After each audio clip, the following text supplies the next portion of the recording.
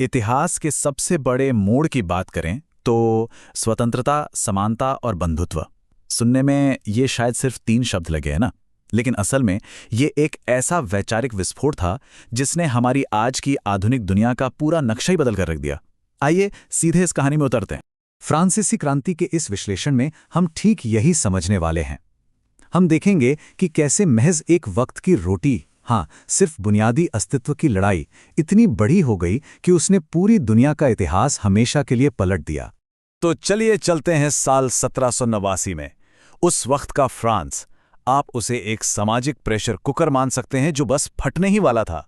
और सच कहूं तो ये कोई रातों रात नहीं हुआ, ये तो दशकों से सुलग रही चिंगारी का नतीजा था। अब इस प्रेशर कुकर की असल वजह क्या थी? आर्थिक बर्बादी। देश लगातार युद्धों के भारी कर्ज में डूबा हुआ था और ऊपर से शाही खानदान के बेतहाशा खर्चे। सोचिए, एक तरफ राजा रानी ऐशो आराम में पैसा पानी की तरह बहा रहे हैं और दूसरी तरफ आम जनता का हाल ये था कि रोटी की कीमतें आसमान छू रही थीं। लोग लिटरली सिर्फ जिंदा रहने के लिए संघर्ष कर रहे थे। इस पूरी स्थिति को गहराई से समझने के लिए हमें उस समय के बुरी तरह बटे हुए समाज को देखना होगा। उस समय फ्रांसीसी समाज 3 हिस्सों या कहें एस्टेट्स में बटा था। पहला वर्ग पादरियों का और दूसरा कुलीन वर्ग का। लेकिन जरा इस 95% वाले हिस्से पर गौर कीजिए। 95%, ये तीसरा वर्ग था, आम जनता का। और हैरानी की बात यह है कि इस विशाल आबादी के पास कोई बिल्कुल शून्य राजनीतिक अधिकार था। और हद तो तब पार हो जाती है जब हम टैक्स सिस्टम को देखते हैं।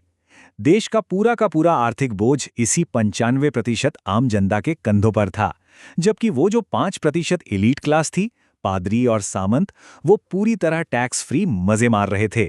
जो पहले से भूखे हैं वही पूरे देश का टैक्स भर रहे हैं।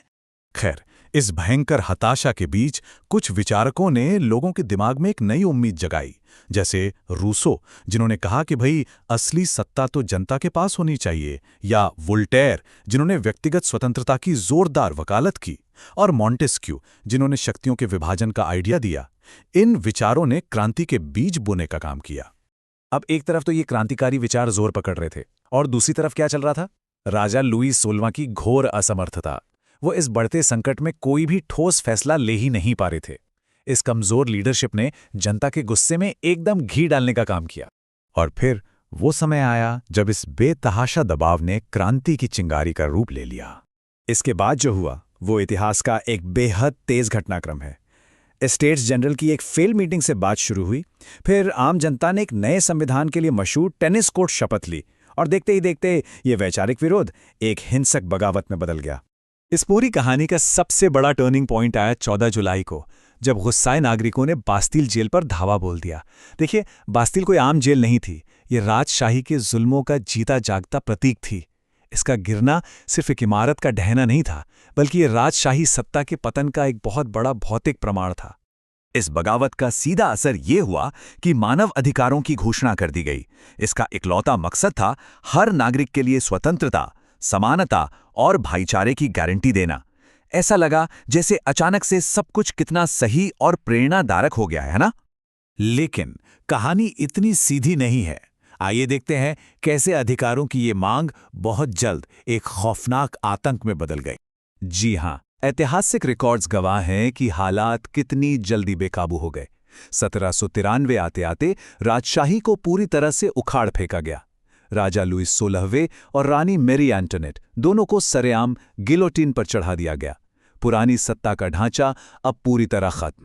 सत्ता के इस खालीपन ने जन्म दिया इतिहास के सबसे खौफनाक दौर को, जिसे आतंक का शासन या रेन ऑफ टेरर कहा जाता है।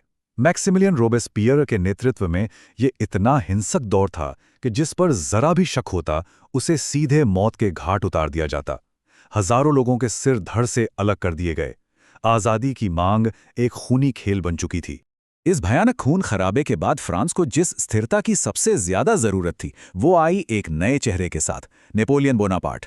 नेपोलियन ने आकर व्यवस्था तो संभाली, लेकिन इसकी कीमत क्या थी?